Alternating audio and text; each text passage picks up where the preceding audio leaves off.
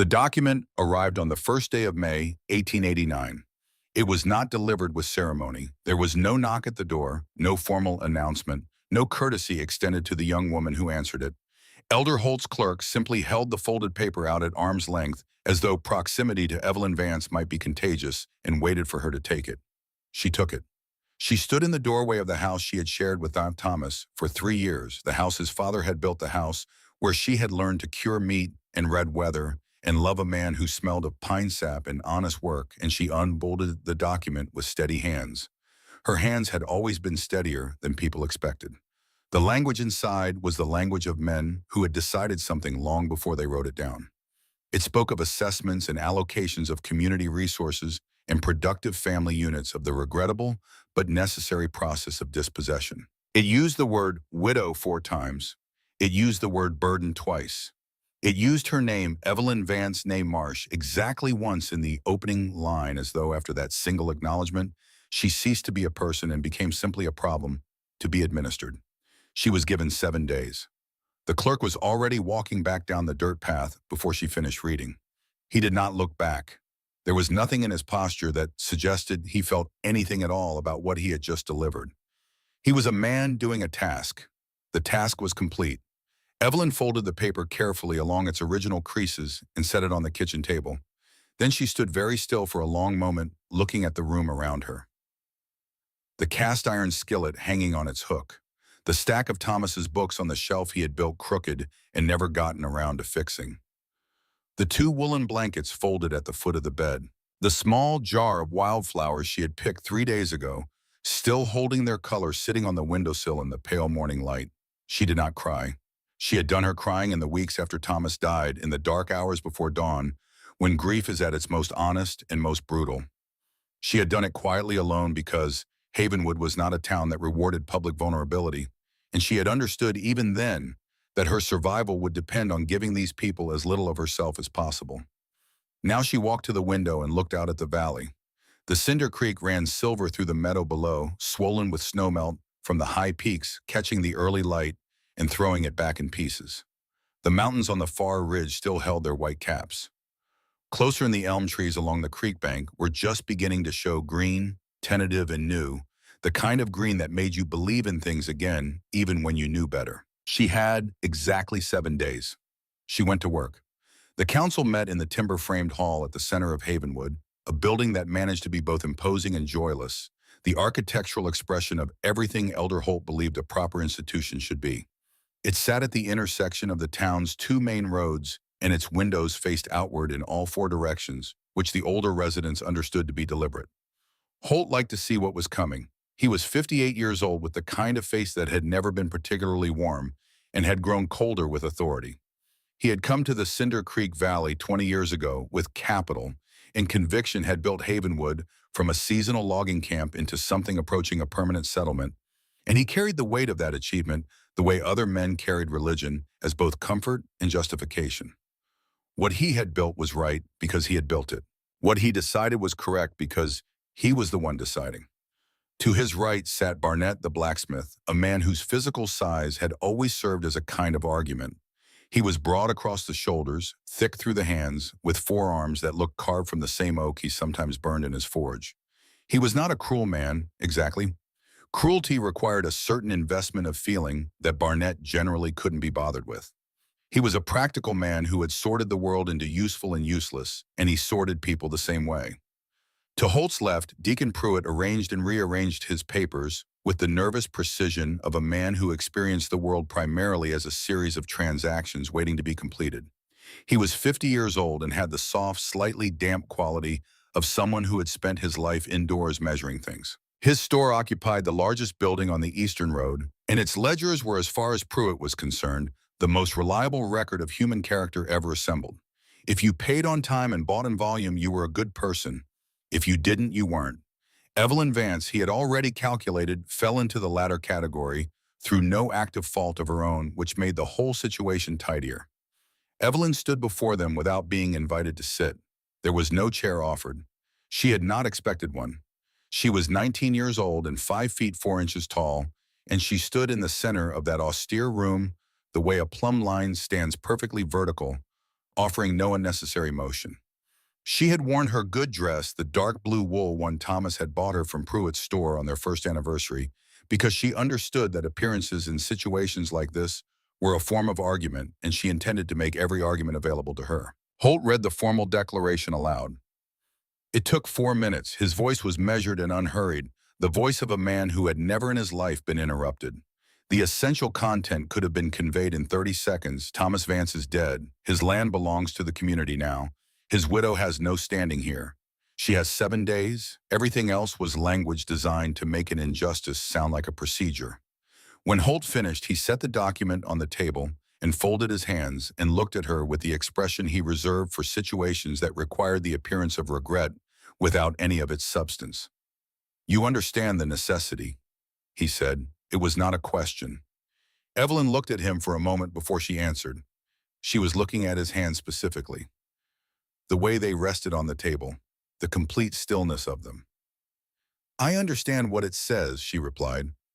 Something moved briefly across Holt's face. Not irritation exactly. More like the minor adjustment a man makes when a machine behaves differently than expected. "This decision was not made lightly," he said. "The resources of this community are finite. A woman alone without family to assume her support. Thomas's land," Evelyn said, "produced more board feet of timber last year than any other claim in the valley." The room was very quiet. "It is Thomas's land no longer," Holt said, and his voice had moved from measured to final in the space of a single sentence. "The deed reverts to community holding. This is established practice." "Established by whom?" "By this council." He said it the way a man says something that should have ended the conversation before it started. "You have 7 days, Mrs. Vance. I would encourage you to use them wisely." Barnett said nothing throughout. He sat with his arms crossed and his gaze somewhere slightly above Evelyn's head, the posture of a man who has already decided the outcome and sees no reason to participate in the theater of arriving at it. Pruitt watched his own fingers as they worked the silver chain of his watch.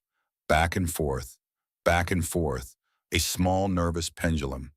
Evelyn looked at each of them in turn. She took her time. She wanted to see them clearly, all three, to hold their faces in her memory, with the same precise attention she gave to the canyon walls, in the creek banks, in the color of the water, in different seasons. She had learned from her grandmother that the most important things were the ones people didn't know they were showing you. Holt showed her certainty, not the earned certainty of a man who has been tested and survived, but the institutional certainty of a man who has never genuinely had to question himself. It was a certainty built on the agreement of other people, and therefore she understood fragile in ways he could not perceive. Barnett showed her indifference, not malice, just the particular emptiness of a man for whom other people's difficulty registered only as inconvenience or irrelevance. There was something almost peaceful about his detachment. He had arranged the world to require as little of him as possible. Pruitt showed her calculation. His eyes, when they did move to her face, held a brief involuntary flash of something that might have been assessment not of her grief or her situation, but of what she represented in a ledger. A line item. A liability column entry being transferred. She filed all of it away. "Thank you," she said, which was not what any of them expected, and walked out.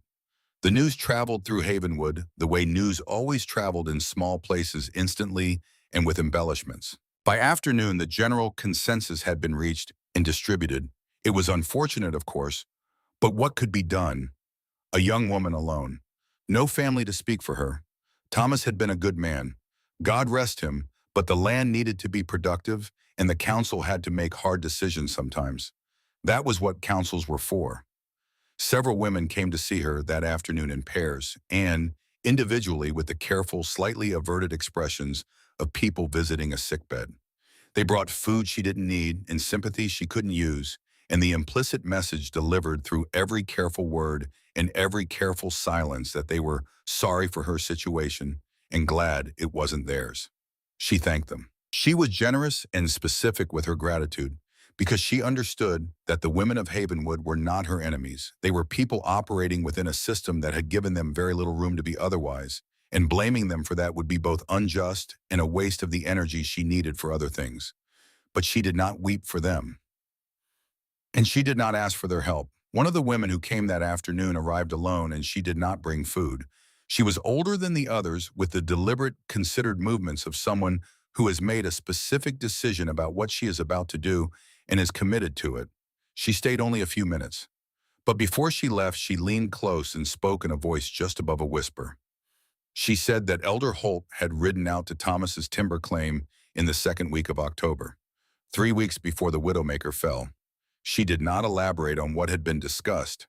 She did not explain why she was telling Evelyn this. She straightened and looked at her for a moment with an expression that contained both apology and the clear acknowledgement that apology was not sufficient, and then she left. Evelyn stood in the doorway and watched her go. She had no proof of anything. She would never have proof.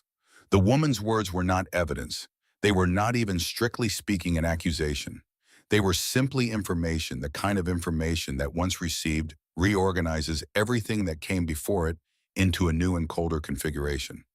She thought about Holt's hands on the table, the complete stillness of them, the way a man's hands are still when he is not anxious about an outcome because he has already ensured it. She filed the information away in the part of her mind where the important things lived, and she went back to work. The only other visitor who mattered came after dark. Greta arrived just after the last light faded from the western ridge, moving through the dusk with the deliberate care of a woman who had learned to conserve her energy for what required it. She was 70 years old and had been old, truly old, the kind of old that carries real weight for at least a decade, but there was something in her eyes that had never aged, a quality of attention so concentrated it could feel like pressure when it was turned on you.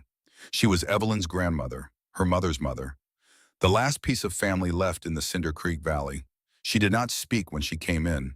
She looked around the room at the packed boxes, the stripped shelves, the folded blankets, the organized pile of Thomas's tools, and she sat down at the kitchen table and put her hands flat on the surface and was quiet for a moment, in the particular way she was quiet when she was deciding something. Then she reached into her coat and set a leather pouch on the table between them. "Open it," she said. Inside were silver coins, $47, every piece of it worn smooth with age and handling. Evelyn looked at it and then looked at her grandmother and felt for the first time since the morning something shift in her chest, not grief but something adjacent to it, something that recognized love in its most practical form. "Greta, it is not a gift," her grandmother said. "It is capital. There is a difference." She straightened in her chair. "Now, sit down and listen to me because I am going to tell you something I should have told you years ago." Evelyn sat. "You know the falls?" Greta said. "Vale falls up on Cinder Creek. You know the stories. The dangerous ones. Children were kept away. Children were kept away because children do not understand the difference between danger and power." Greta's voice was dry and precise, the voice of a woman who had spent a lifetime making distinctions. "I went to those falls when I was 23 years old, alone, with a surveying rope and a spirit level, and 3 days of food because I had heard the stories that came before the stories everyone tells now. Older stories, stories from the people who were in this valley before any of us." She paused. Then she reached into her coat again. What she placed on the table this time was a piece of leather bin, almost translucent with age, the surface covered in careful markings in faded brown ink. Lines and measurements, angles and notations, numbers written in the small, precise hand of someone who trusted numbers more than words. Evelyn leaned forward. "That is the alcove behind the falls," Greta said, tapping the leather with one finger. "I surveyed it myself. The space measures 40 feet along the back wall and 22 feet deep at center. The ceiling is nearly 50 feet at its highest point. The back wall is solid granite, no fissures of consequence below the upper third. The floor slopes 1.5 degrees toward the front, which means water management is achievable with the right drainage work." She moved her finger to a series of notations along one edge.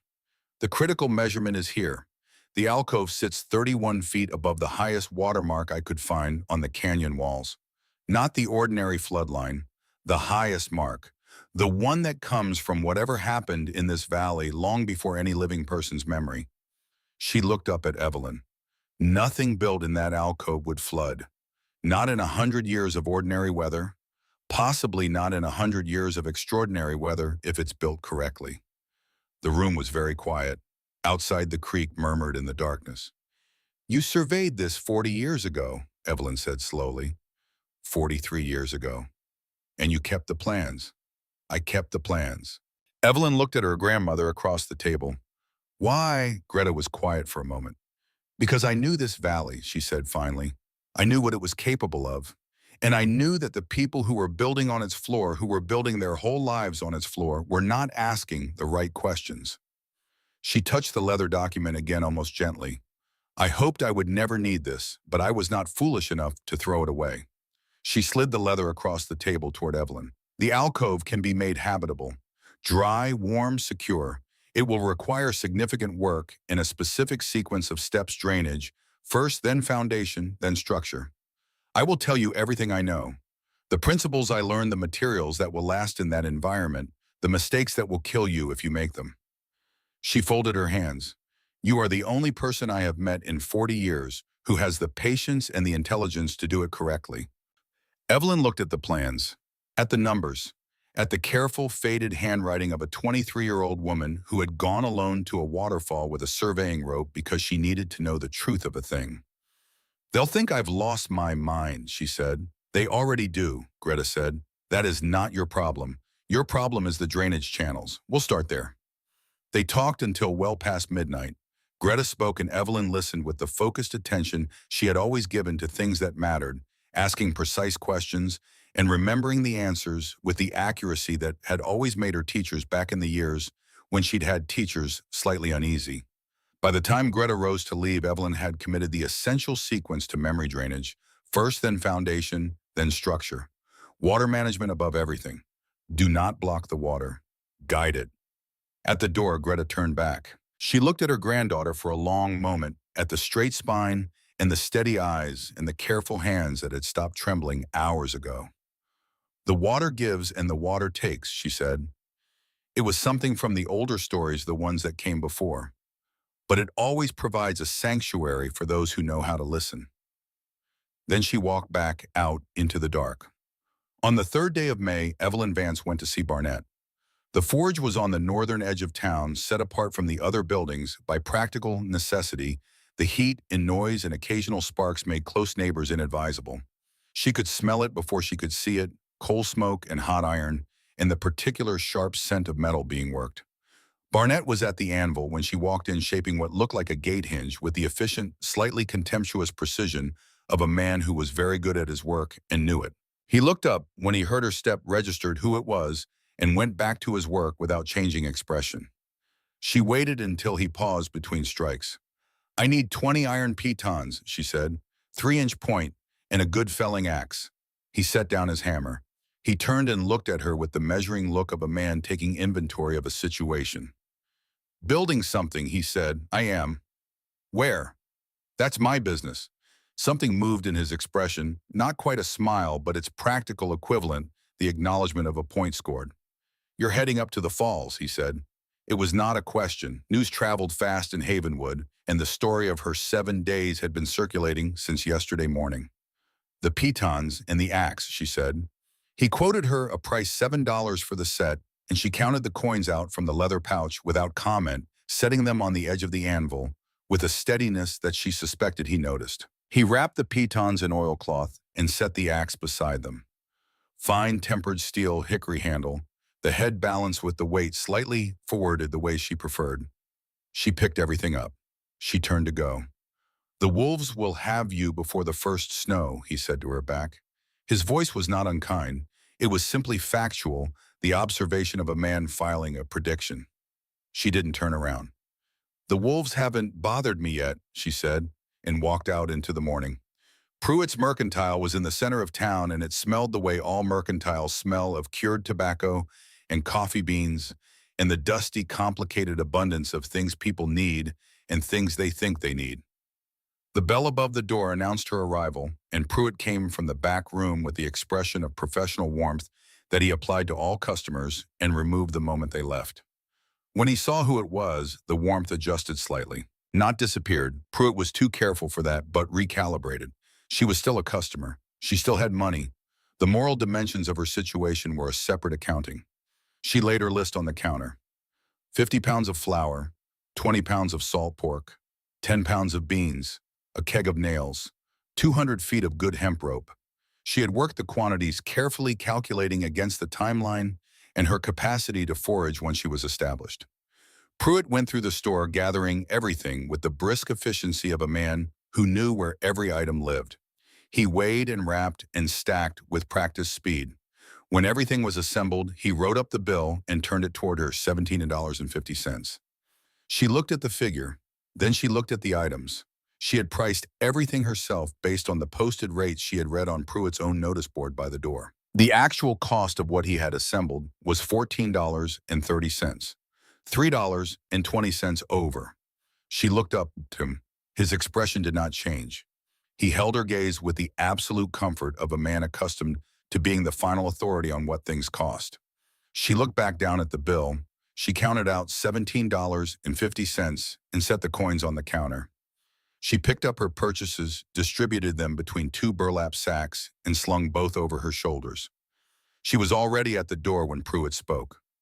"You should take that money and buy a coach ticket to the city," he said. He sounded almost sincere. "This is hard country for a woman alone. There's no future in these mountains." She paused with her hand on the door. She did not turn around. "Thank you for your concern, Deacon," she said, and she walked out. She noted the overcharge the way she noted everything. The way the water moved in the creek when rain was coming, the way the light changed on the canyon walls in different seasons, the way Elder Holt's hands had been utterly still on the table while he read a document that would destroy her life. She filed it in the part of her mind that was already calculating the months ahead, the work ahead, the long patience of building something that would last. She did not know yet exactly how that filed information would matter. She only knew that it would. Her final encounter with Elder Holt came on the 5th morning. She was making her last trip from the house, or rather from what had been the house, hauling a handcart piled with the organized accumulation of her preparations. The pitons and the axe, the food supplies and the rope, Thomas's tools carefully wrapped, the 2 woolen blankets, a small heavy box of books, Greta's plans in their protective oilcloth wrapping tucked inside her coat against her chest. The morning was cool and gray, with a thin layer of cloud diffusing the light into something flat and directionless, the kind of morning that made distances hard to judge. Holt was standing at the northern edge of town, as though he had arranged himself there specifically, which Evelyn suspected he had. He was in his good coat, his hat straight, his posture carrying the particular quality of a man who understood theatrical effect. Behind him at a careful distance, 3 or 4 townspeople had found reasons to be in the vicinity. They were watching with the careful inattention of people who wanted to see something while maintaining plausible distance from it. "Mrs. Vance," his voice was measured and civic, carrying just enough of projection for the benefit of the small audience, "I had hoped you would have the sense to leave the valley entirely. Start fresh somewhere more suitable." She stopped the cart. She looked at him. "Your intention," he continued, "is to settle somewhere in the immediate vicinity on township land." "I intend to build a shelter," she said, where she told him. The silence that followed had a specific quality, the silence of a statement so far outside expected parameters that the listener requires a moment of genuine processing. Then something crossed Holt's face that she had not seen there before, not contempt which she had expected, something more interesting. A kind of involuntary recognition, quickly suppressed, of something he didn't have the framework to understand. "Behind the waterfall." He said it as though testing whether the words made any more sense aloud than they had in his head. "That is," he stopped, started again. "The first spring freshet will scour that alcove clean. You'll be swept away with the river stones." "The alcove sits 31 feet above the highest water mark on the canyon walls," she said. "Not the flood line you know about, the highest mark." She paused. "Have you ever looked at those marks, Elder, on the canyon walls, the ones the old floods left?" He stared at her. "I've looked at them," she said. Carefully, something moved in the vicinity of his certainty, a hairline fracture there, and gone in an instant, too fast to be sure she'd seen it. But she had seen it, she was certain. "You are choosing your own destruction," he said, and his composure had reassembled itself around the familiar architecture of authority. "This is pride. Dangerous, sinful pride to disregard the counsel of those with greater experience and knowledge of what she asked, not aggressively, genuinely. What is it specifically that the council knows about Vale Falls and the hydrology of this canyon that I should be deferring to? The question hung in the air between them.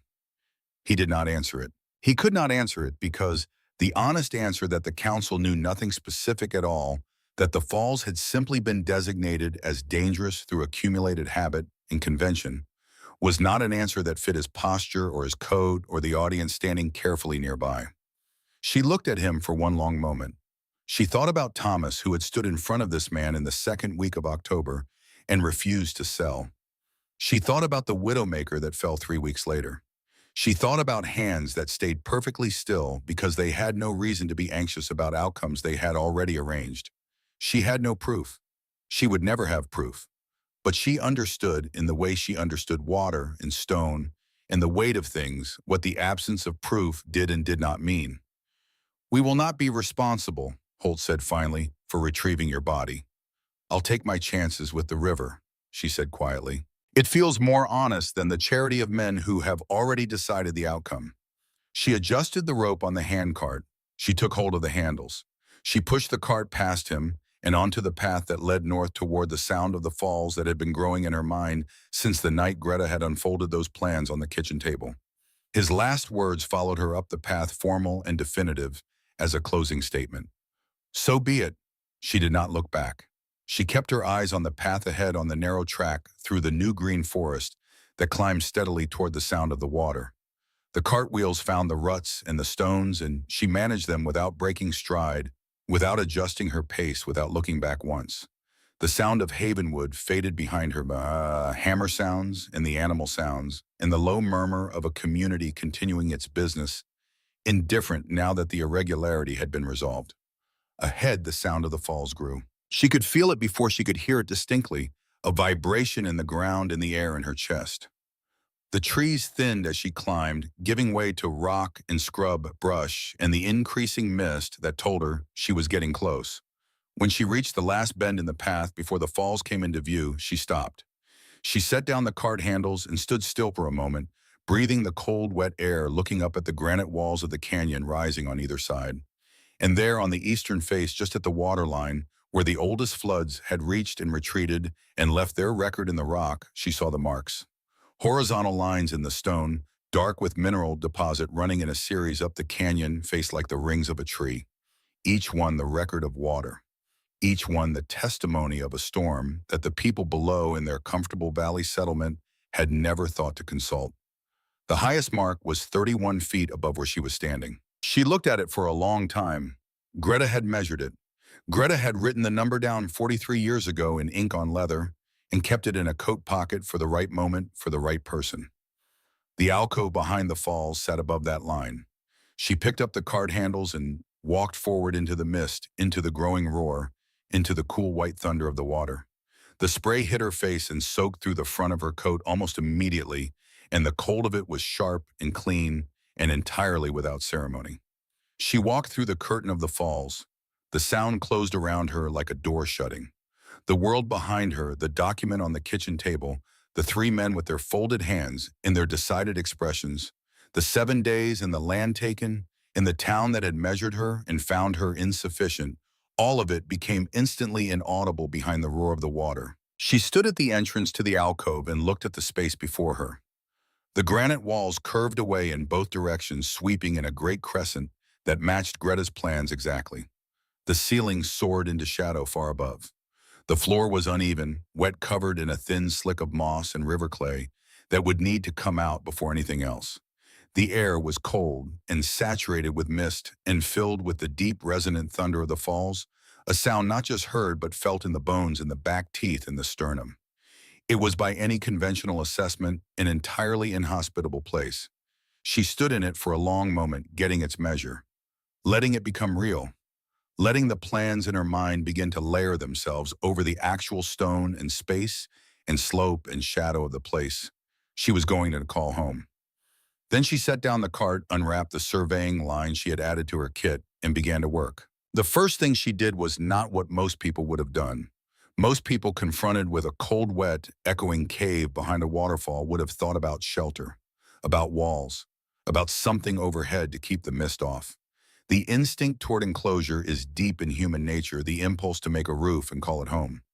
Evelyn Vance did not think about the roof. She thought about the water. She spent the first full day in the alcove doing nothing but watching.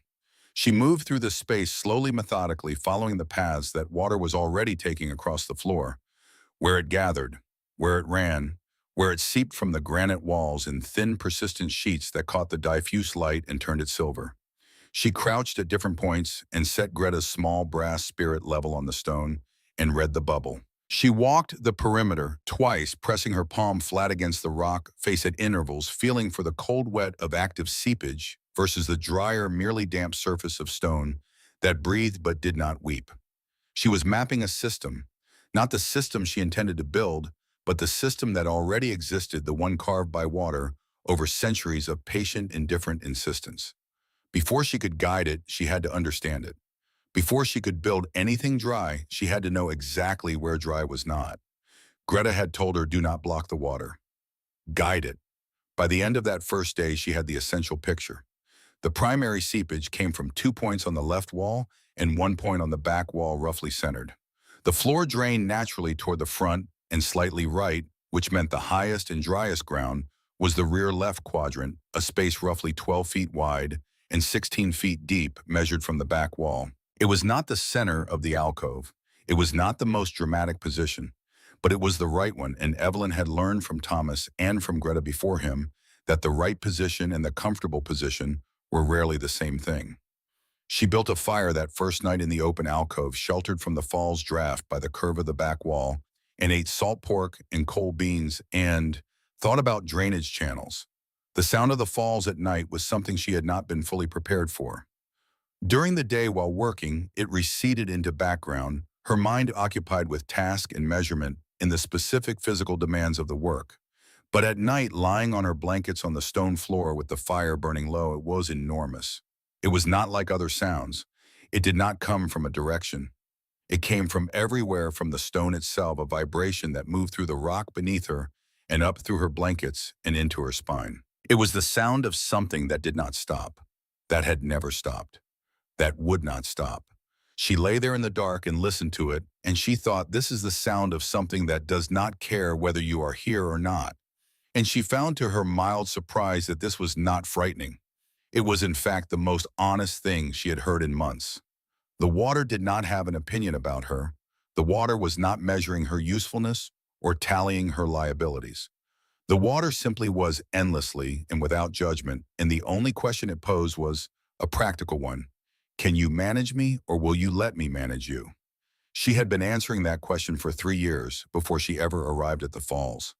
The drainage work took 3 weeks. She began on May 8th, the first full day of real labor, and she did not stop until the channel system was complete. The work was done with a spade and a mattock in the spirit level in her own hands, and it was the hardest physical labor of her life, harder than the months of helping Thomas work the timber claim, harder than the winter they'd spent cutting firewood for the whole of the Eastern Road when the logging season ran short.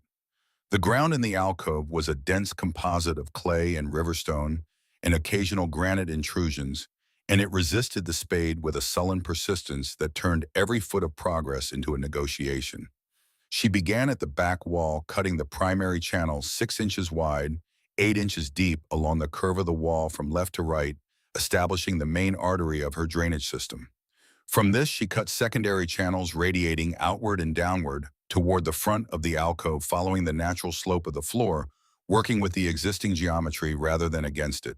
The spirit level was her constant companion. She checked her gradient every 2 feet, adjusting the depth of her cut to maintain the 1-degree downward slope Greta had specified. 1 degree. It seemed like almost nothing. But 1 degree applied consistently over 40 feet of channel produced a reliable and continuous movement of water, not a rush, not a trickle, but a steady, purposeful flow that would carry the seep and the mist and the minor flooding of heavy rainfall harmlessly away from her building site and back toward the edge of the alcove where it belonged. It was precise work. The precision was everything. A channel that ran slightly uphill in one section would pool and stagnate. A channel cut too shallow would overflow in heavy seepage conditions. A channel cut too wide would undermine the stability of the ground beside it. She made mistakes in the first section and corrected them before moving forward because she understood that a mistake in the drainage would propagate forward through every subsequent stage of construction, growing larger and more expensive with each phase until it produced a failure that could not be corrected at all. By the time the drainage system was complete, her hands had changed. The softness was entirely gone. The skin across her palms and fingers had thickened into something tough and slightly ridged, and there was a permanent darkness in the creases of her knuckles that the cold water in the creek would not entirely remove. She looked at her hands one evening in the firelight, turning them over, and thought of Greta's hands, the same quality, the evidence of the same kind of work done over years rather than weeks. She thought, I am becoming someone different, and she was not sure if that was loss or arrival. The foundation took the better part of a month. She quarried the stones from the creek bed downstream, flat, water-smoothed granite pieces that had been shaped by the creek over decades into the broad, even surfaces she needed. The work of quarrying them was simple and brutal, wading into the cold current, finding the right stones, lifting them from the creek bed, and carrying them back to the bank. Some of them weighed 50 pounds. Some weighed more. She learned quickly to judge weight by visual inspection alone, the particular density of granite expressing itself in the way a stone sat in the water, how much of it was visible above the surface, the relationship between its apparent size and its actual mass. She made multiple trips every day. She built a carrying rig from her hemp rope that distributed the weight across both shoulders rather than straining the muscles of one arm, and she adjusted the rig over the first week as she learned how her body responded to the load. The cold of the creek was constant and profound, numbing her legs to the knee within minutes of wading in, and she managed this by working in intervals 30 minutes in the water, 20 minutes by the fire, drying out 30 minutes back in the water. The discipline of the interval was important.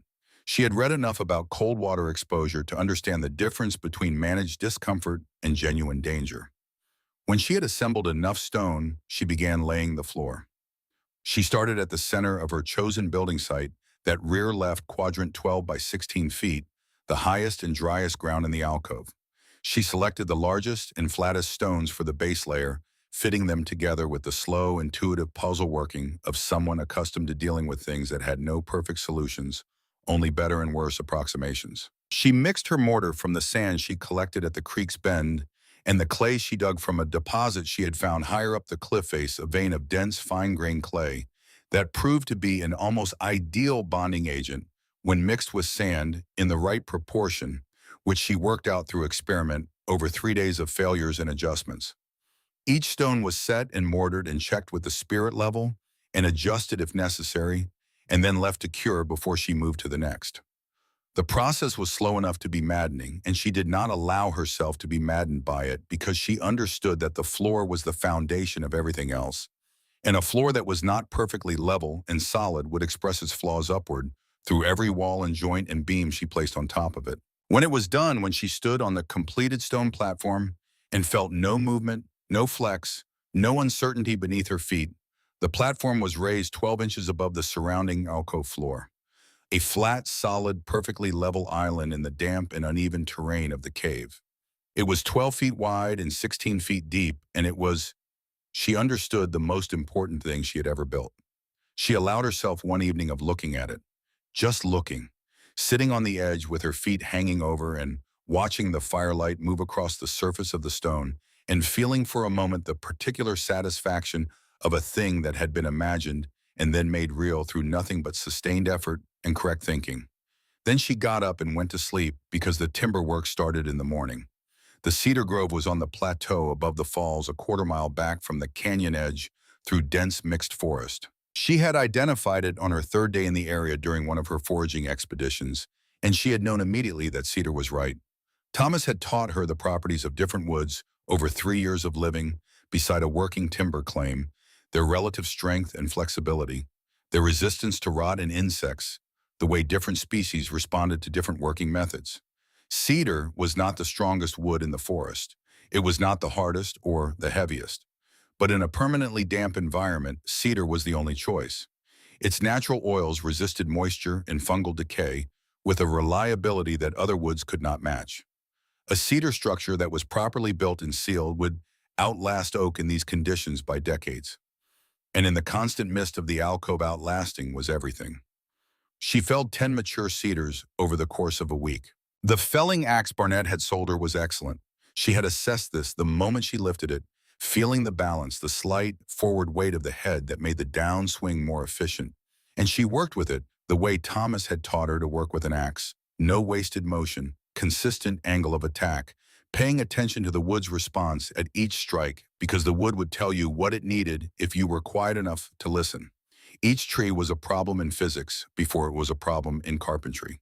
She studied the lean, the roots, spread the weight distribution of the canopy, and she placed her wedges accordingly, cutting toward the fall line she had chosen and opening the hinge with precision.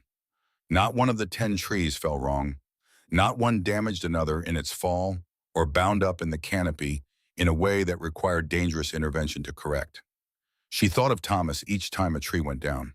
The sound of it, the long cracking groan of the hinge giving way, the gathering momentum, the tremendous final impact that shook the ground and sent birds exploding from the canopy for 100 yards in every direction. He had loved that sound. He had said it was the most honest sound in the world, something committing entirely to its direction and following through. She thought, yes, that is exactly right. The real work was the milling. She could not haul whole logs down to the alcove. The weight and the terrain made it impossible, and the rope work required to lower them safely down the cliff face would have been unmanageable with whole trunks. So she bucked each fallen tree into sections on the plateau, 12-foot and 16-foot lengths, the dimensions of her building plan, and then hewed each section flat on two sides using the broad axe she had ground to a precise edge the evening before the work began. This was the labor that changed her most. Not the hardest work, perhaps the drainage channels had been harder, in some ways harder, on the back and the hands. But the hewing was relentless in a way that required a different quality of endurance. Each beam took hours. She was working against the grain of the wood in some sections, finding the balance between efficiency and accuracy, keeping the faces flat and the dimensions consistent, so that her joints, when she cut them, would be cutting to actual measured surfaces and not to surfaces that merely approximated her plans. Her hands blistered. The blisters hardened. The calluses thickened over the calluses already built by the drainage work. Her shoulders, which had ached through the first week of the stone quarrying, stopped aching and simply became the kind of shoulders that could do what was needed without complaint. 2 weeks of milling produced the timber she needed. 37 beams of varying length, each one hewed flat on two faces stacked in order of their intended position in the structure, covered with a length of canvas she had brought for exactly this purpose, to keep the rain off while she worked out the rigging for lowering them. The lowering was the most technically demanding operation of the entire project. The cliff face below the plateau was not sheer. It angled, broke into ledges, offered occasional anchor points, but it was 50 feet of broken rock above the alcove entrance, and the beams she needed to lower weighed between 80 and 140 pounds each. A dropped beam would not just be a lost beam. It could break on impact or bounce unpredictably, or strike the structure she was already building with enough force to destroy weeks of work. She spent a full day before the first lowering working out the rigging. She anchored her 200-foot hemp rope to a massive old-growth fir at the plateau edge, testing the anchor with her full weight, plus the weight of the heaviest stone she could find, and worked out a friction system using a second shorter rope wrapped around a cedar stump that allowed her to control the descent speed with her body weight rather than her hand strength alone. She lowered one small test piece first, watched it descend, made 3 adjustments to the friction wrap, lowered another, made one more adjustment. Then she began the actual work. Each beam took between 3 and 4 hours to lower safely. She guided each one from above, managing the friction wrap with total attention, reading the rope's tension and the beam's movement through the entire length of her own hands. When a beam reached the alcove entrance, she had rigged a simple guide system, using the remaining rope to walk it sideways into position. She could not be in 2 places at once, above managing the descent and below managing the landing. So she thought through the problem carefully and built a solution that did not require her to be. 22 beams, 22 descents, 11 days of work. By the end, the rope had worn grooves into the bark of the anchor fir, and her hands, despite the wrapping she had improvised from strips of canvas, were crossed with rope burns that she treated each evening with pine pitch and kept wrapped through the night. She did not think of the rope burns as injury. She thought of them as information. The rope was telling her something about friction and load and the limits of improvised systems, and she intended to remember every word. The cabin rose over the following 3 weeks. She had designed it as an A-frame. The steep triangle of its profile she had calculated would do three things simultaneously. It would shed the moisture blown in from the falls more effectively than any other roof geometry. It would require fewer complex joints than a conventional rectangular structure, reducing the number of potential failure points. And its inherent triangular rigidity meant that the structure would resist racking forces, the lateral pressure, of the fall's constant draft without requiring the kind of diagonal bracing that would have been difficult to execute in the alcove's constrained space. She cut her joints by hand. Mortise and tenon, each one measured twice, and cut once the chisel work done in the early mornings when her hands were steadiest, and the light from the fire supplemented by two tallow candles she had brought for precision work was most even. The joints took time, more time than she had planned for, because the cedar, while relatively soft, required care at the chisel to avoid splitting along the grain at the tenon shoulders. She ruined two joints in the first week and recut the affected beam sections, adjusting her technique before proceeding. When the joints were cut, she raised the A-frames. This was the work that most required ingenuity in the absence of a second pair of hands. Every problem in construction is easier with two people, and the raising of structural frames is among the problems that seem almost specifically designed to require them. She solved it with a system of temporary props and rope guides, walking each frame up from horizontal to vertical, incrementally securing it at each stage before proceeding to the next, never allowing a frame to be in a position where a single failure would bring it down. 4 frames, 4 raising zones. It took 4 days. When the frames were vertical and braced temporarily against each other, she addressed what she had identified from the beginning as the most critical structural element, the connection to the rock. The fall's draft was not constant. It shifted direction with subtle unpredictability, sometimes pushing from directly ahead, sometimes angling from the left or right as pressure differentials moved through the alcove's curved space. A structure anchored only to its own foundation would eventually walk small, lateral movements, accumulating over months and years until the joints loosened and the whole thing came apart by degrees. She needed to fuse the structure to the mountain.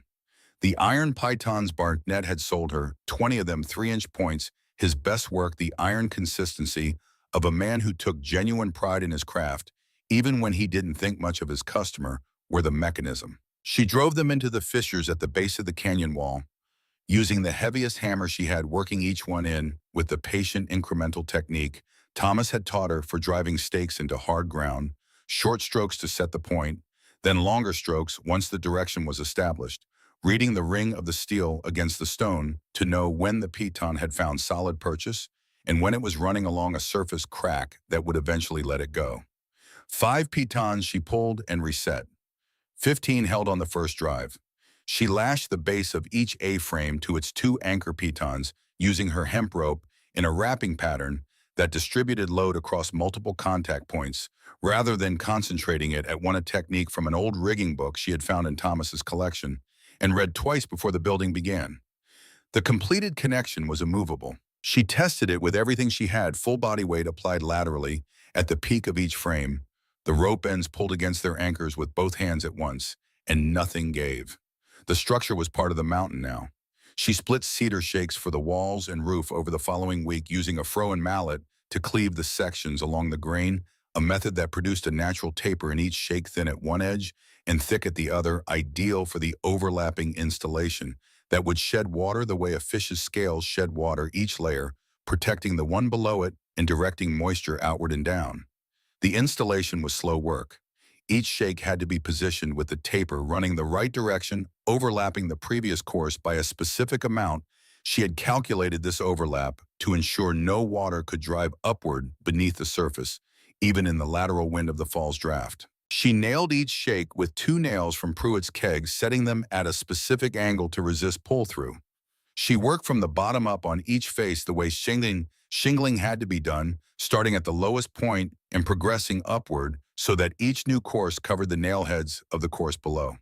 The finished surface, when she stepped back to look at it, was tight.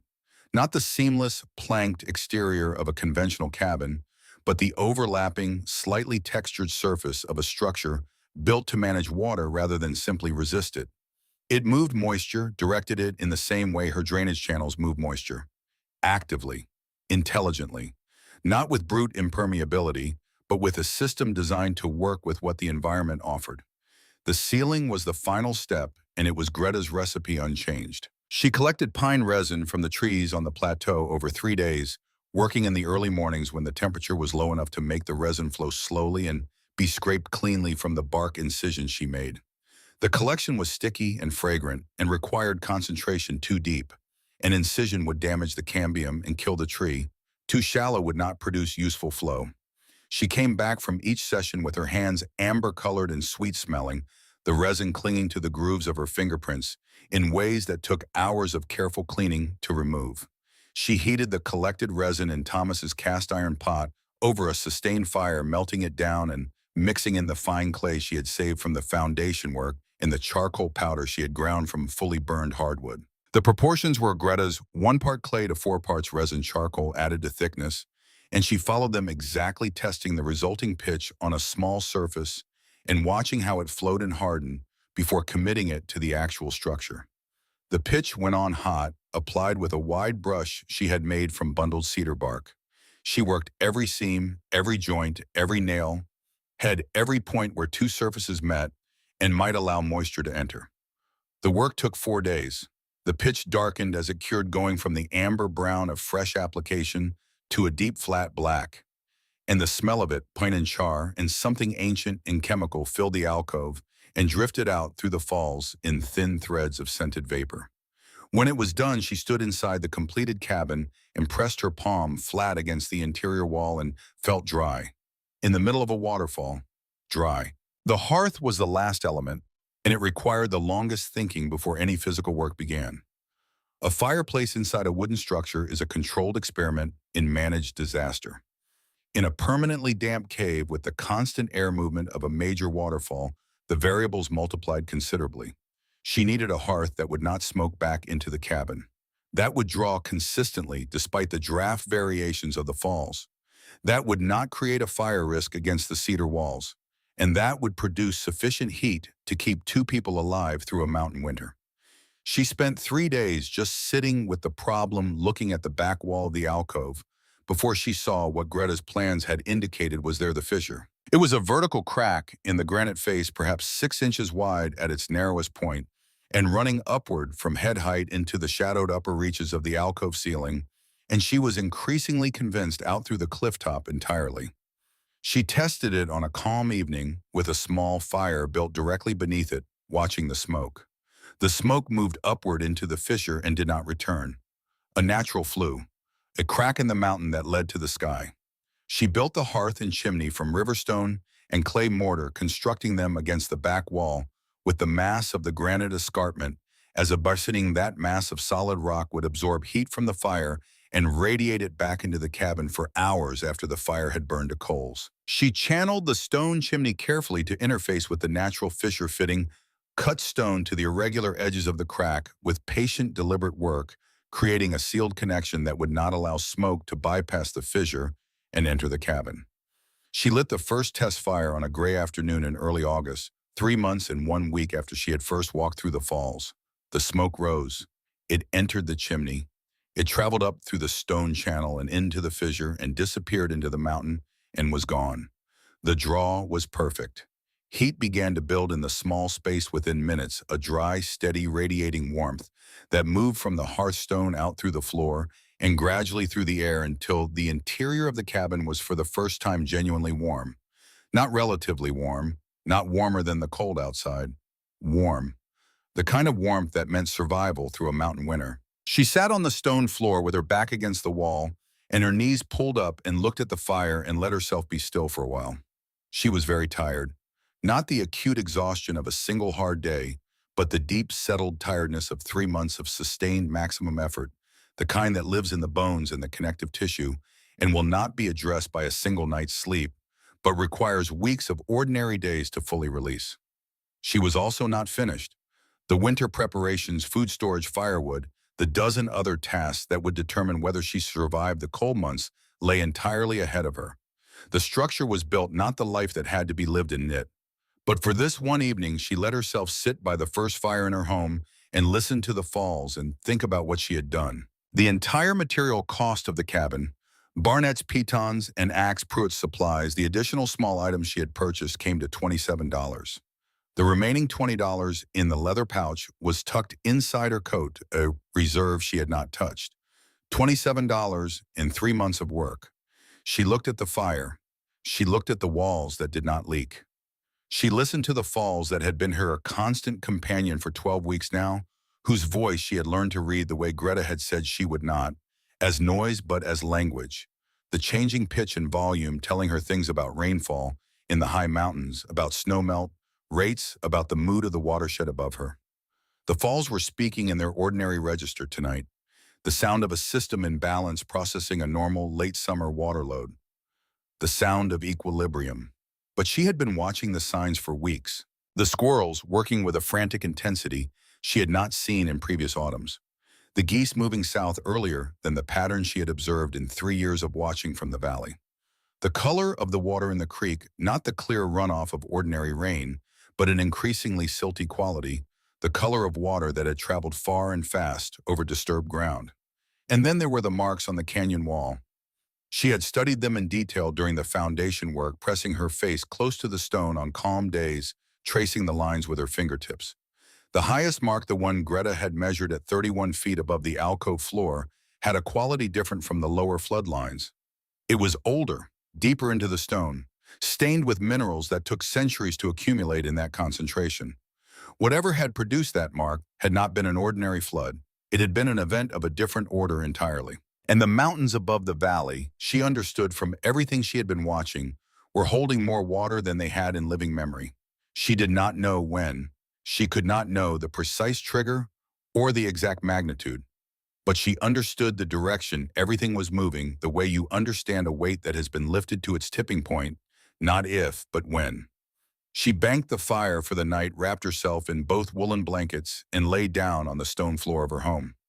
Outside, the falls roared on in the dark, speaking their continuous language to anyone who had learned to listen. She had learned. And somewhere below her, in the comfortable lamp-lit houses of Havenwood, the people who had measured her and found her insufficient were sleeping the deep sleep of people who have never had reason to question the ground beneath them. The rain began on the evening of October 12th, not the storm, not yet. The storm was still 2 days away, gathering itself in the Pacific with the slow, terrible patience of something that did not need to hurry because it was going to arrive regardless. What came on the 12th was the harbinger, a steady, heavy downpour that was different from ordinary autumn rain, in the way that a warning is different from the thing it warns about. Purposeful, insistent, the rain of a sky that had made up its mind. Evelyn was already in town when it started. She had come down that morning to check on Greta moving through the forest trail with the easy efficiency of someone who had made this walk a dozen times in the weeks since the cabin was finished. She brought dried venison and a small bag of yarrow she had harvested from the high meadow, and she carried in the back of her mind the specific measurements she had been tracking for 3 weeks. The water level marks she made each morning on a stake driven into the creek bank just below the falls. The incremental rise that had accelerated sharply in the last 10 days from a 1/4 inch per day to nearly 2 inches. Greta's cottage was at the edge of town, small and tidy, with the particular quality of a space inhabited by someone who had long ago stripped away everything unnecessary. Evelyn found her at the table with her tea, looking out the window at the creek with the concentrated attention of someone reading a text. "You've seen the color of it?" Evelyn said, setting down her pack. "Since Tuesday," Greta said. She did not turn from the window. "It's carrying clay from above the second ridge. That means the ground up there is past holding." The cinder creek outside the window was not the clear, cold stream of ordinary October. It was thick and brown, moving with a heaviness that spoke of everything it was carrying, not just water, but the saturated earth of a watershed that had reached its limit and was beginning to let go. Along its banks, the water was already lapping at the lower roots of the cottonwood trees, depositing small dark lines of silt at each recession that marked how far it had come in the last 12 hours. Evelyn looked at it for a moment. Then she looked at her grandmother. "Come with me," she said. "Today. Now." Greta was quiet for a moment. She turned from the window and looked at her granddaughter with the same quality of attention she had always used, that concentrated, pressure-like focus that seemed to go past the surface of things. "The path is difficult," she said. "I know the path. I'll manage the difficult parts." "The sound of the falls frightens my old bones." "The sound of the falls is just water doing what water does," Evelyn said. "It's the silence after a levee breaks that you should be frightened of." Something moved in Greta's expression, not fear but recognition, the acknowledgement of a truth she had known longer than Evelyn had been alive. "Let me pack a bag," she said. They were 20 minutes from Greta's door when the trouble found them. Evelyn had seen Barnett watching from the smithy doorway as they moved through the eastern side of town.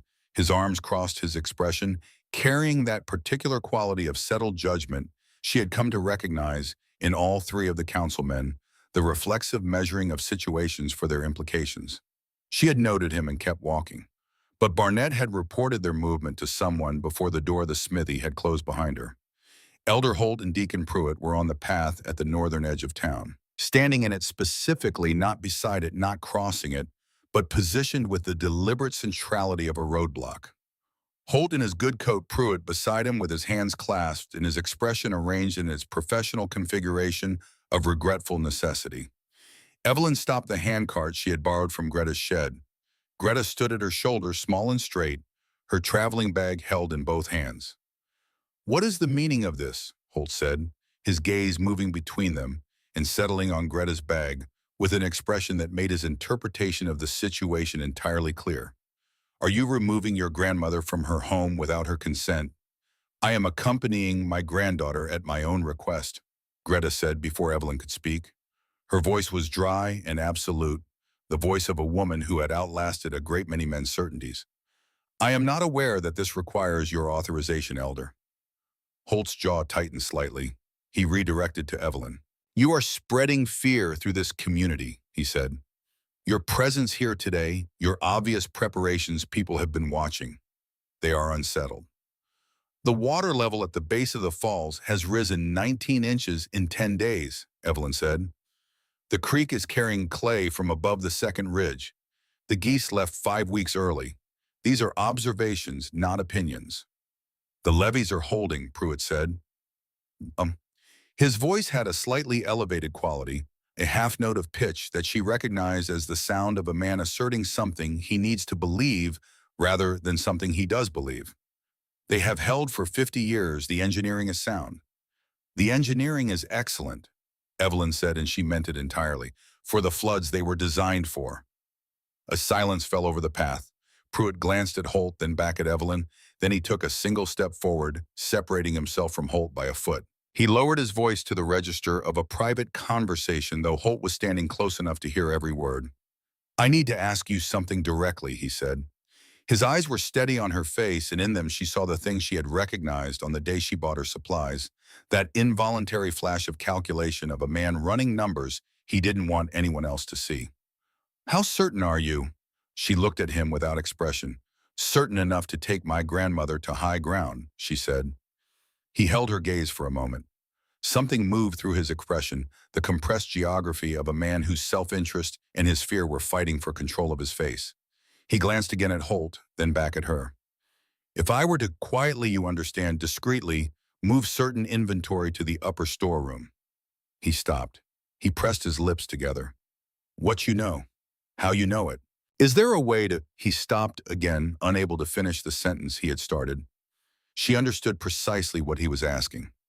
Not how to warn the town, not how to protect his neighbors or the families on the northern road, whose houses sat 30 feet below the flood marks she had read in the canyon stone. He was asking how to protect his inventory while maintaining the public appearance of sharing the general confidence that the levees would hold. How to be right in private while being seen to be calm.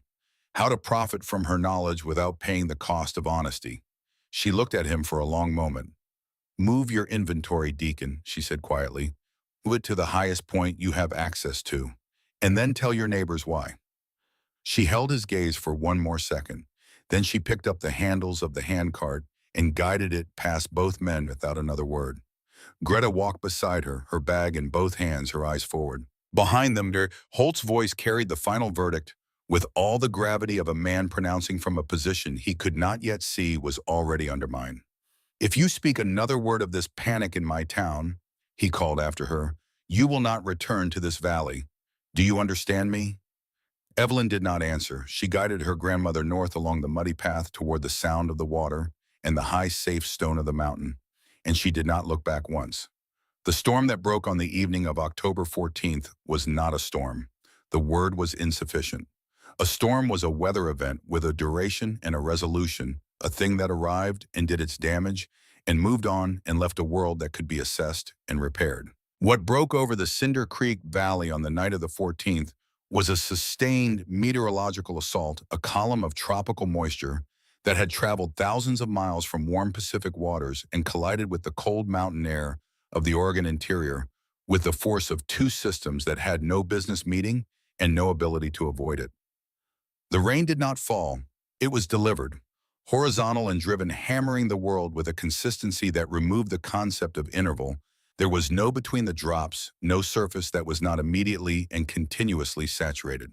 Within the first 2 hours, every stream in the watershed above Havenwood was running at 3 times its normal volume.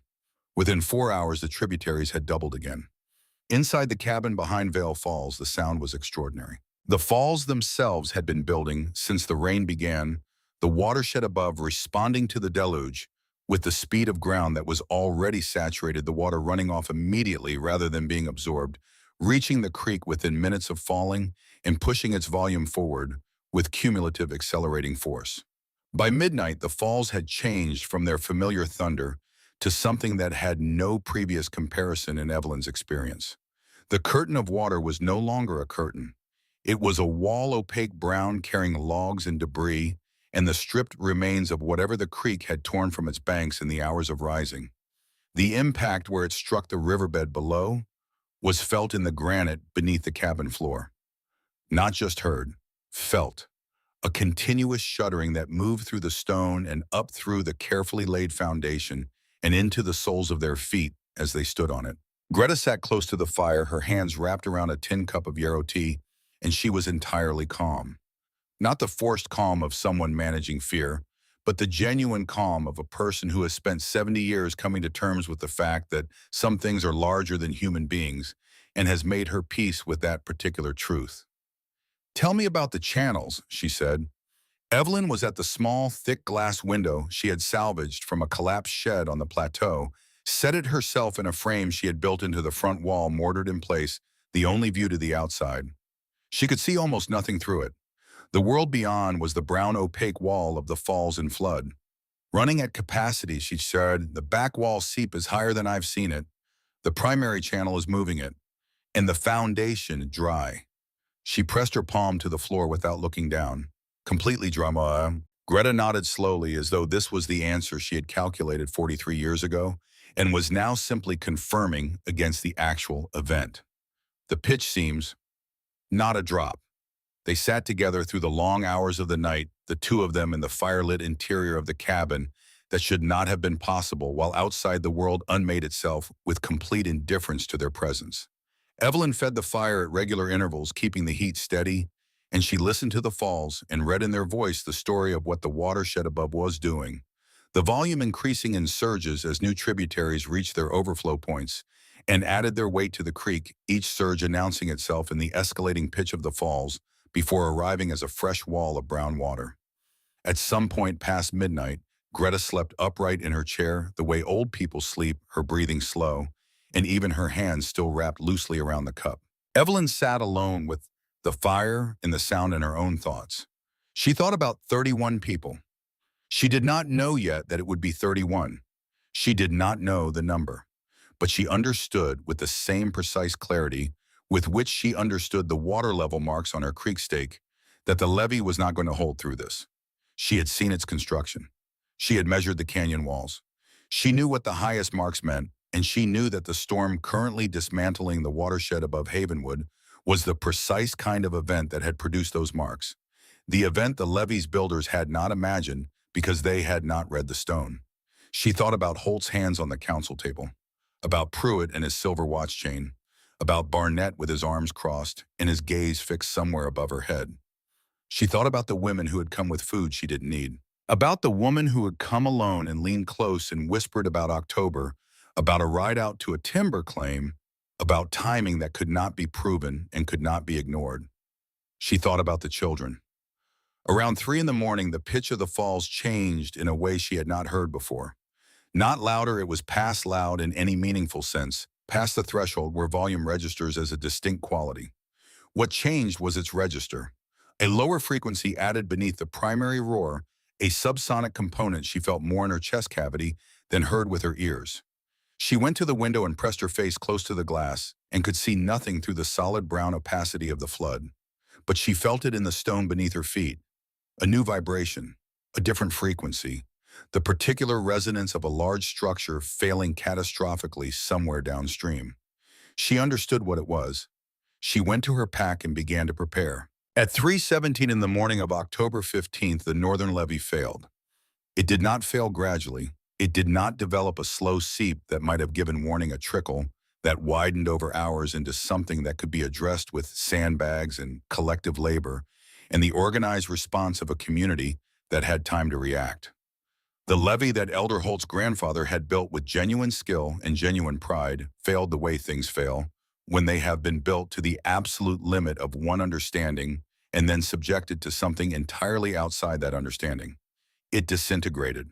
The creek running at a volume the levee's engineers had not imagined, because they had not read the canyon walls, had been pressing against the northern face for 6 hours, with a force that increased every 40 minutes as new tributaries reached their overflow points. The levee's core-dense packed earth that had served well for 50 years of ordinary pressure reached its saturation point in the 4th hour.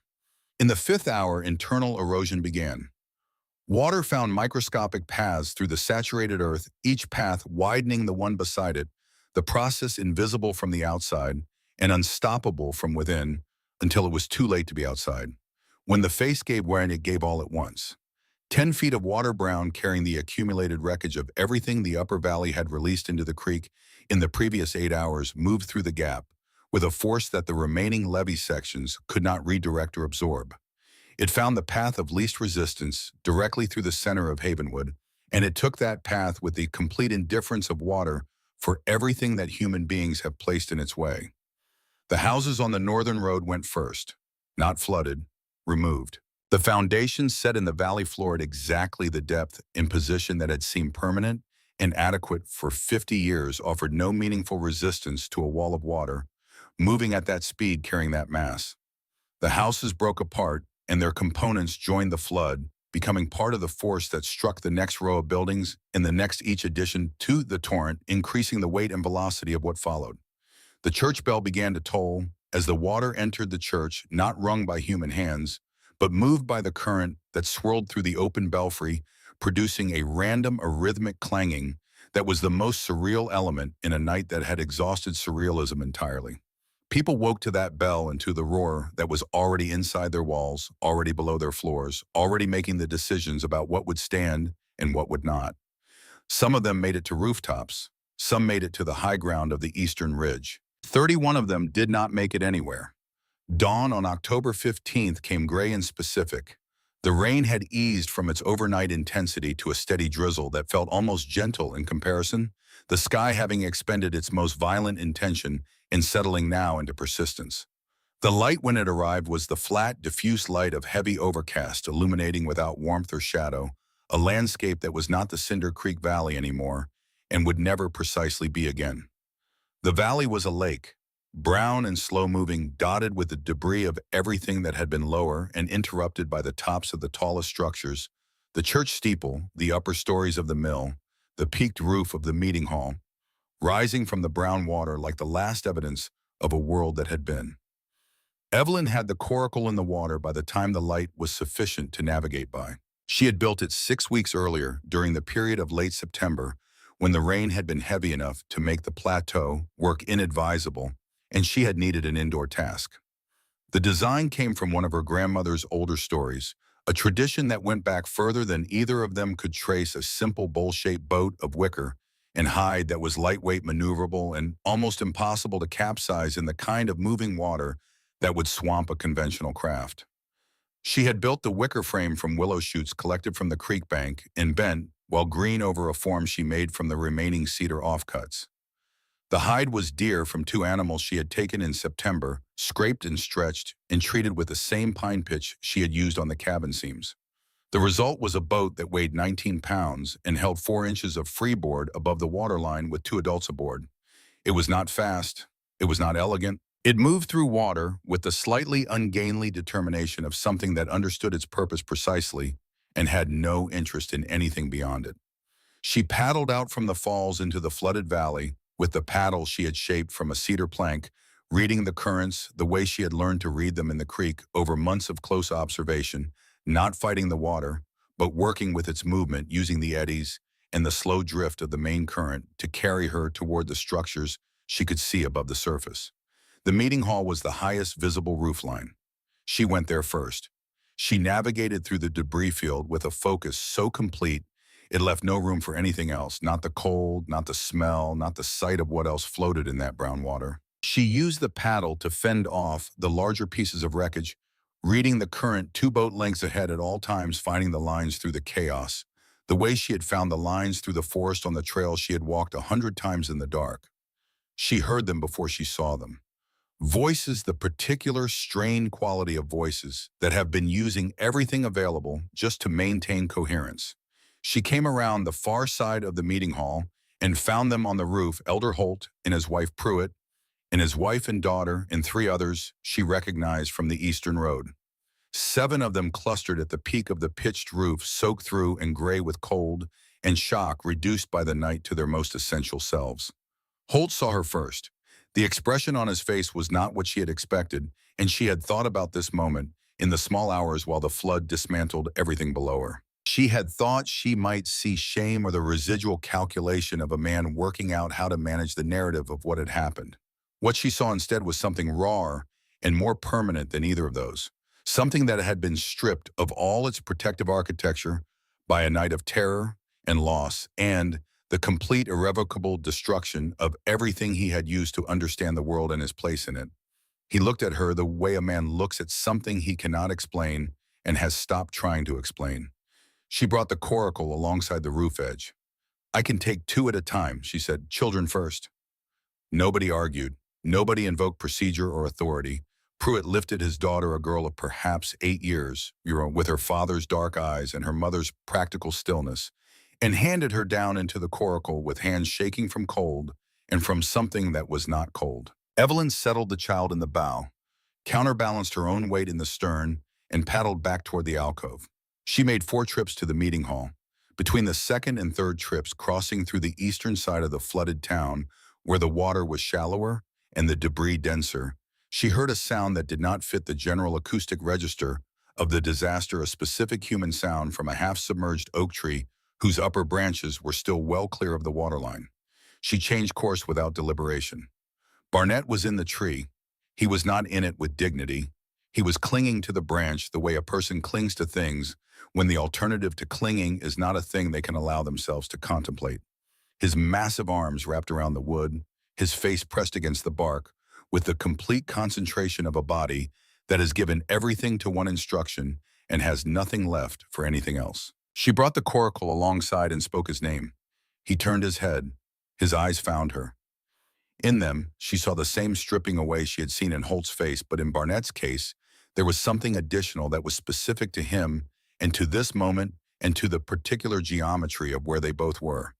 He was looking at her in the coracle she had built on the water she had understood and prepared for, and she could watch in his face the precise moment the full weight of it arrived.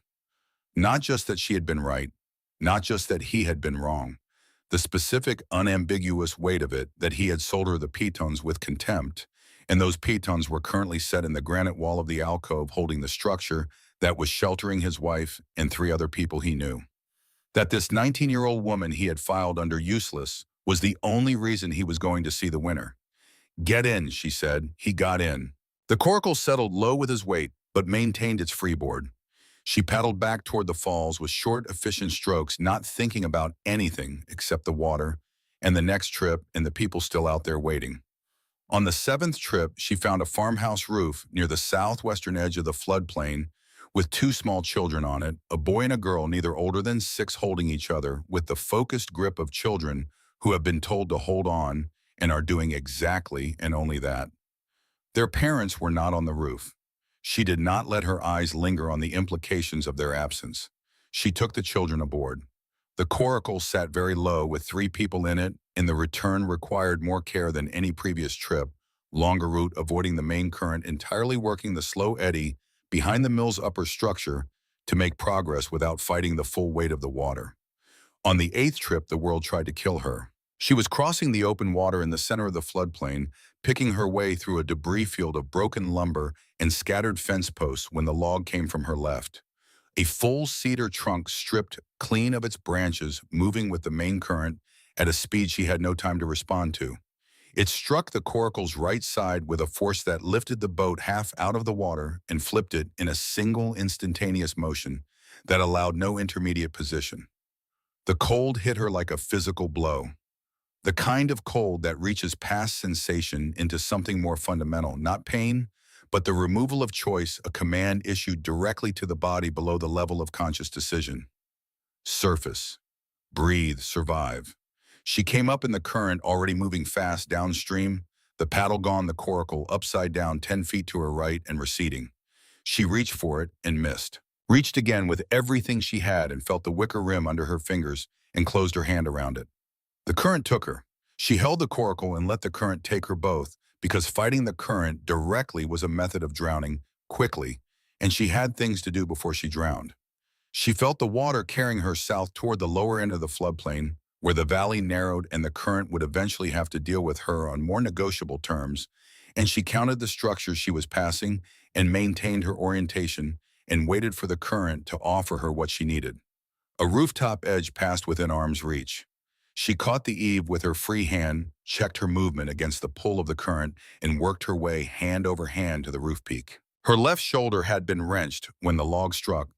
Not dislocated, she assessed with the quick, clinical attention of someone who does not have the option of being injured right now, but badly strained the joint, screaming at her with every movement of her left arm. She noted it. She set it aside. She flipped the coracle upright. She checked its integrity. The wicker frame had taken the impact, but held the hide seams intact, the pitch waterproofing uncompromised. She retrieved her spare paddle from where it was lashed to the interior frame, because she had tied it there before setting out that morning, because she had understood that a single paddle in flood conditions was an assumption she could not afford to make. She sat for 30 seconds with the paddle across her knees and breathed. Her hands were shaking. Not from weakness from the bone and from adrenaline, which produced the same shaking, but mean different things, and she knew the difference. She breathed through it and waited for it to subside to a level she could work with. Then she climbed back into the coracle and went back out. By mid-morning, 23 people were in the alcove. The space Evelyn had built for one that had sheltered 2 through the worst night of the storm now held a community of the broken and the surviving. They sat on the stone floor she had laid, wrapped in every blanket and extra garment she had accumulated through the months of preparation, clustered around the hearth, whose steady warmth had been engineered into the mountain itself. The smoke rose through its channel and the fissure and was gone into the sky above the cliff. The pitch-sealed walls held without compromise. The drainage channels ran silently in their courses, and the foundation beneath 23 sets of feet remained completely dry. Some of them were children who had been separated from parents who were not coming back. And these were the ones Evelyn watched most carefully and tended to most directly, because shock in children presents differently than it does in adults and requires a different quality of presence. She made tea. Yarrow and dried mint brewed in Thomas's cast iron pot in batches distributed in every cup and tin vessel she possessed. She fed the fire. She moved through the crowded space with the quiet efficiency of someone performing work she had been preparing for without knowing it, checking on people, adjusting blankets, doing the small constant tasks that kept a group of traumatized human beings on the functional side of the line between shock and collapse. She was working one-handed on the binding around her left shoulder, her teeth supplementing her right hand, her left arm largely useless when Barnett sat down beside her. She had not heard him approach. He moved quietly for a man of his size, and her attention was on the bandaging. She became aware of him when his shadow fell across her hands and the work she was trying to do. She looked up.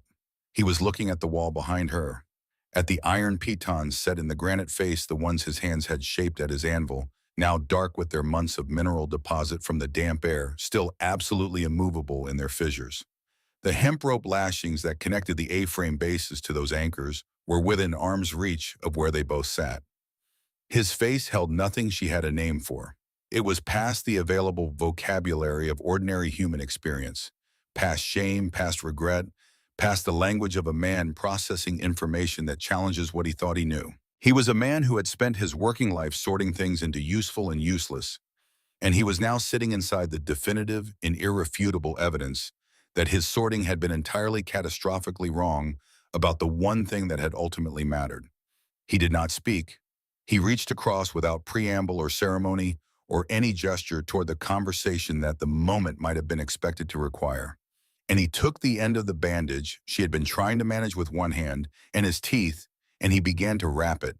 His hands, the same hands that had crossed over his chest in contempt on the day she walked into his forge, the same hands that had forged the pitons, now holding the wall that was holding all of them, worked with a care entirely inconsistent with their size. Gentle, precise. The care of a man who knows how to work with his hands and is applying that knowledge to something that matters to him. He wrapped the shoulder correctly. Pressure distributed across the joint. He tied the ends. He checked the tension with one finger. He made a small adjustment. Then he set his hands in his lap and looked at the wall. She looked at the side of his face for a long moment. "Thank you," she said. He nodded once, said nothing further. They sat together in the warmth of the hearth she had built inside the mountain, and the falls roared on outside. And neither of them needed the conversation that the rest of the room was eventually going to have. Elder Holt came to her in the late afternoon. He had been sitting in the back corner of the alcove since his arrival, and she had watched him from the periphery of her attention through the hours, the progressive collapse of his posture as the day went on, the way his certainty left him, the way heat leaves a stone after the fire dies. Gradually, then completely. Until what remained was just a man of 58 sitting on a stone floor that a 19-year-old woman had laid wrapped in a blanket she had woven into her preparations alive because of a boat she had built from a design older than any institution he had ever served. He stood before her now the way people stand when they have prepared something and found in the moment of standing that their preparation was entirely inadequate for what the moment actually required. He tried twice to begin. The first attempt produced no sound. The second produced the opening of a formal sentence that came apart before it found its verb. He stopped. He looked down at the floor. At the stone floor, flat and dry and precisely level beneath his feet, laid one stone at a time by the woman he had expelled. He looked at the walls, at the pitons, at the hearth in its steady heat, and the 23 people his decisions had placed in this room, and at the children sitting together against the far wall who would not see their parents again. "We were wrong," he said, "about everything." She looked at him for a long moment. She thought about 31 people, about the homes that were debris floating in the floodplain below them, about Thomas and a ride out to a timber claim in October, and hands that stayed perfectly still because they had no reason to be anxious about an outcome already secured. "Save it," she said quietly, "for the 31 who didn't make it." He received this the way it deserved to be received, without deflection, without the procedural language that had always been his refuge. He simply stood there and held it, and after a moment he nodded once and walked back to his corner and sat down with his grief, which was genuine and which she intended for him to carry for the rest of his life. She watched him go. She felt no satisfaction in it. She had imagined in the months of solitary work, when the nights were long and the falls were loud and the injustice was still fresh, that there might be satisfaction in a moment like this one. That vindication earned through 3 months of physical labor and years of being underestimated would arrive with some quality of triumph. What she felt instead was sorrow, the specific settled sorrow of being right about something you had hoped to be wrong about. 31 people, a town in ruins, children who would not see their parents again. She had not wanted the levee to fail. She had wanted to be wrong about the canyon walls. The waters of Cinder Creek receded over 3 days. They left behind a landscape that required a new vocabulary to describe accurately. The valley floor had been remade. The creek had cut a new channel wide